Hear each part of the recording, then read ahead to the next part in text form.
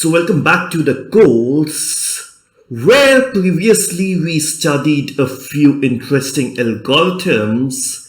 Now that we a real good food for thought that yes, we made a few algorithms that seem to be doing nice intelligent stuff, but there are these really the things what we call as intelligent apparently through states and state space.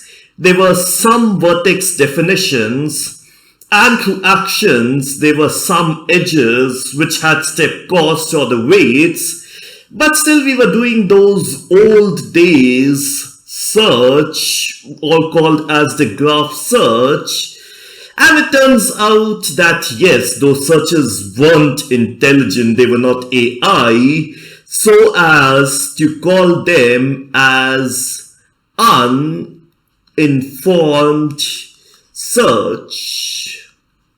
So that's what we've been doing. The searches that we did are called as uninformed, which means today we'll take a leap and we'll talk about informed searches.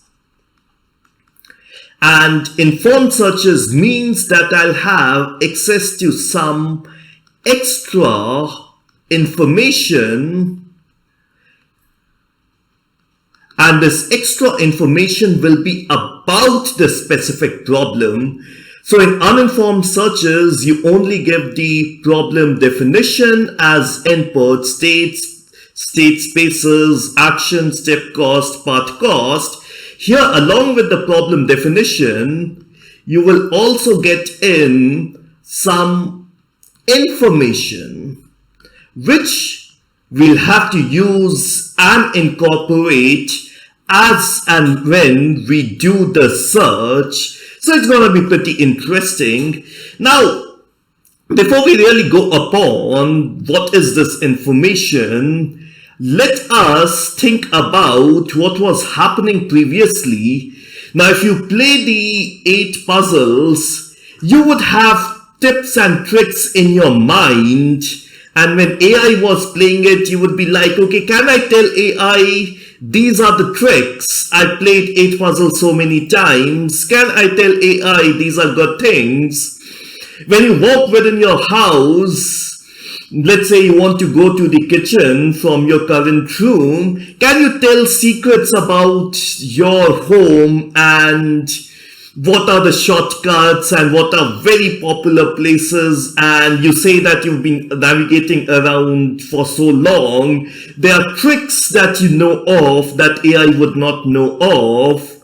When driving around, can you say the same thing, that you know some tricks that make the search extremely faster, give you better results? So do we have anything that we can tell the algorithm more than what we currently have? And that is an extra information that for the purpose of this chapter will also be called by a specific term called as the heuristics. So I'll give you just a very generic definition right now. The heuristics is just a rule of thumb, it's a superstition, it's a trick, it's a belief. It may not be correct. Sometimes you believe something about the problem that's completely wrong and you end up taking the bad routes for yourself. However, most of the times the heuristics are good, your belief is correct, and it helps you to do a lot more interesting thing. So, before I really reformulate the algorithm so as to use these extra information, let us look at a generic problem and see if we really have a need to improve upon it.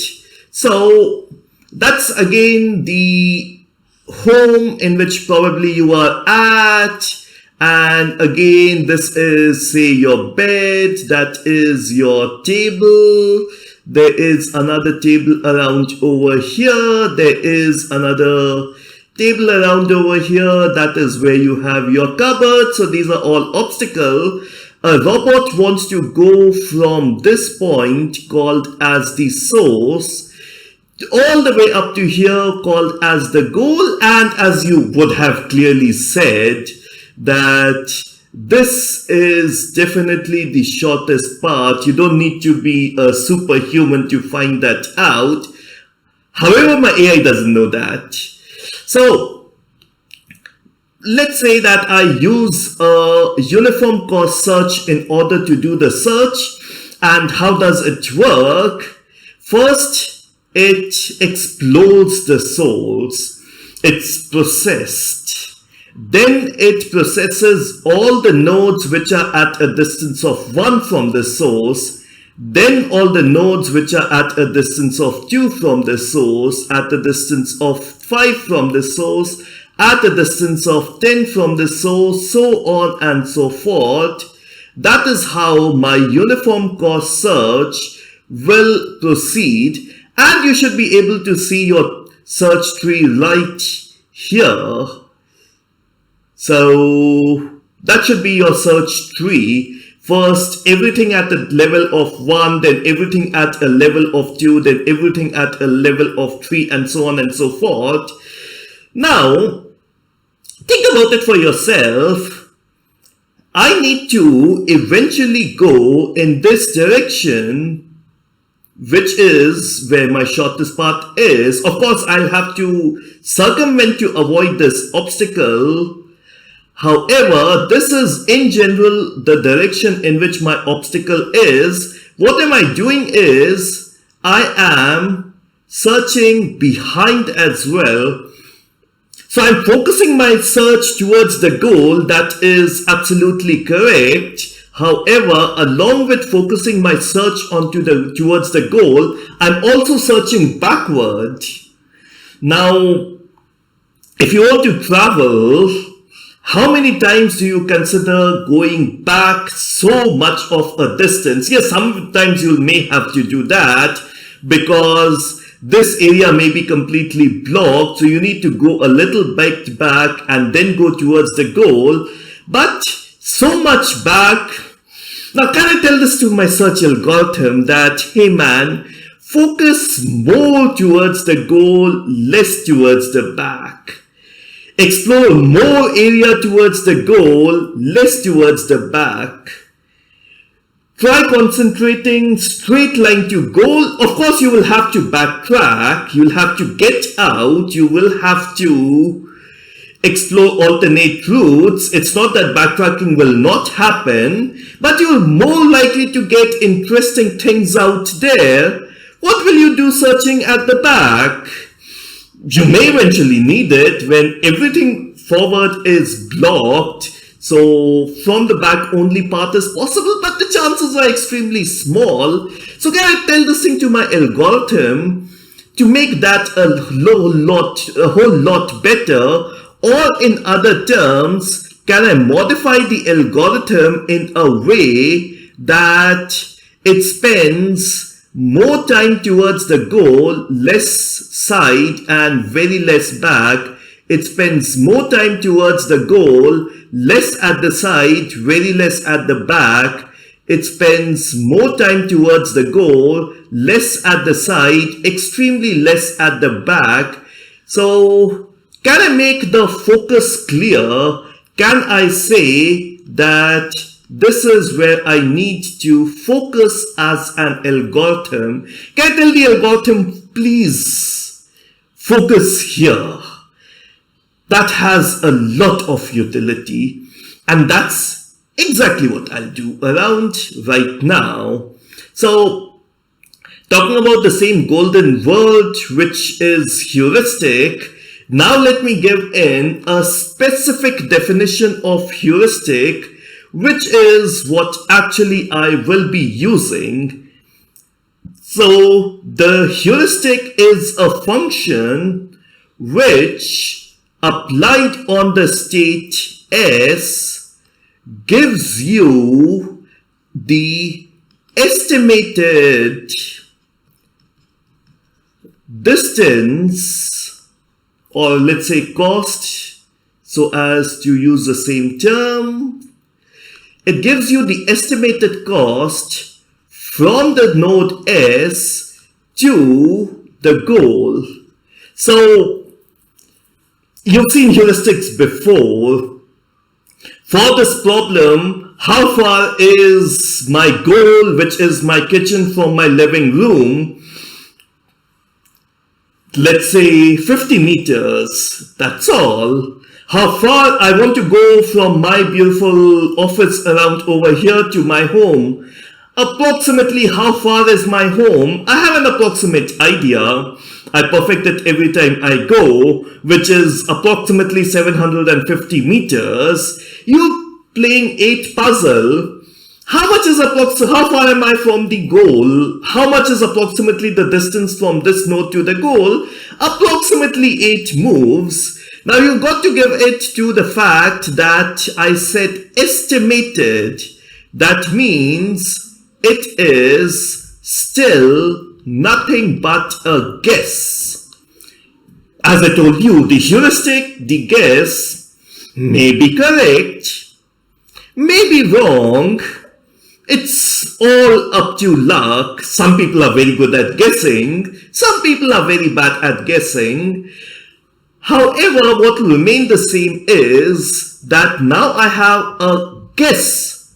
I have made a guess. How far am I from the goal? And now what I will be doing is I'll be trying to incorporate this guess into my decision making.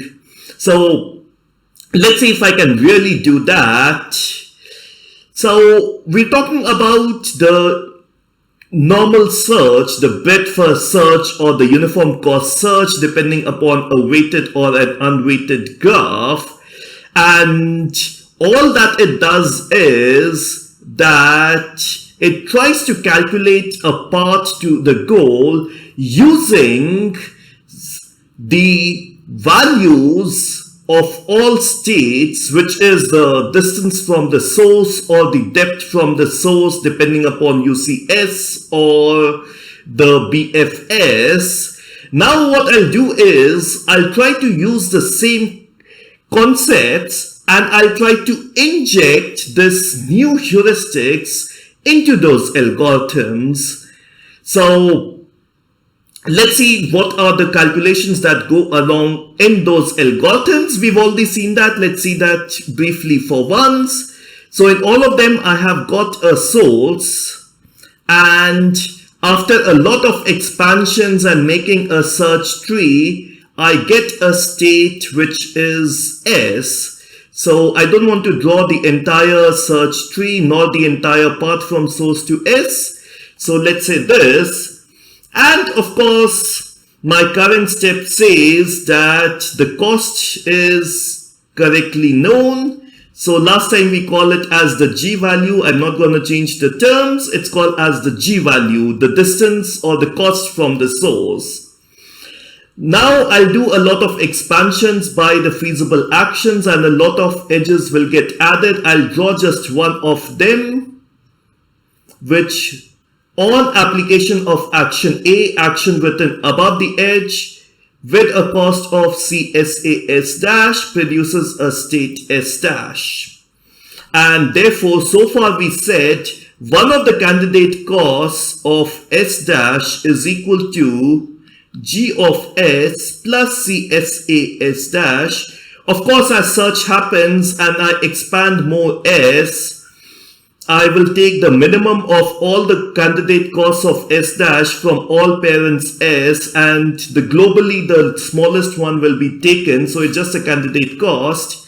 Now what I say is that I have an extra information and I'd like to use that information. That information is that I also have a goal. Of course, you always knew that. However, I know an estimated distance from S dash to goal as h of S dash. So what is h of S dash? The heuristic value of S dash. the estimated distance from the state S dash to the goal, and therefore I can say that the total cost from source to goal compulsorily passing through the state S dash is the cost from source to S dash plus the cost from S dash to goal. So see how interesting. I've just done some expansions and I'm in a position to say what is the total cost of the path from the source to the goal, compulsorily passing through S dash right now, which is what this S dash in the bracket says. So F is the total cost from source to goal. G is the cost from source to S dash, and H dash is the cost from S dash to goal. So the new algorithm, of course, needs to be given a name, and we'll call it as the A star algorithm. So it's the A star algorithm that we will be studying when I inject these formulas. Now let's look at this formula itself a little bit more interestingly. So I have two terms over here that define my total cost from source to goal, a G value which is exact. I've calculated it. I've done a lot of calculations, those search tree, those all the paths, and then if I get two ways to get to the same node, I take the minimum path. So I've done a lot of calculation. I've done a lot of hard work. And because I've done a lot of hard work, that's the exact value. And this is just an estimate. I just asked someone, gentlemen, how far is my kitchen from where am I standing? 20 meters. How far is my home from where I'm standing? 500 meters. How far am I in this game from towards the goal? 3 moves. So somebody just made a guess. And therefore, my total cost will also be an estimate, because even though there's an exact term, there's also an estimated term. Now, even though we'll do a lot of calculations, let us see how does the value changes as we go along. And therefore, let me only calculate the F value of two nodes, a source, which is of course a G source, plus a H of source. The cost of source from itself is 0. And 1 for the goal. So I've just taken two nodes out of all the nodes in the state space to get more intuition about what this formula is. It appears to be a very good, interesting formula. F of S dash is G of S dash plus H of S dash. So let's wait for the goal as well. So of course it is G of goal plus the H of goal. What is the estimated cost of goal to goal? Why do I need to estimate? You're at the goal. I've done this thing multiple times, so I know the embarrassment. At the train station, ask someone, gentlemen, where is the train station? Did you look at the signboard where you're standing? Oops. So how far is the goal from the goal? 0. So as you can see that in this particular case, you have only estimate. Your total knowledge of the cost from source to goal is nothing but one big fat estimate, nothing more than an estimate. However, here there is no estimate. You have only the exact value. There's no H function. So, we've got this interesting formula which for the source, all of them give the total cost from source to goal. All the nodes in the state space give the total cost from source to goal. The one which is right at the beginning, which is source, it gives you only a blind guess. The one right at the end, which is the goal itself, gives you only the exact value and nothing else.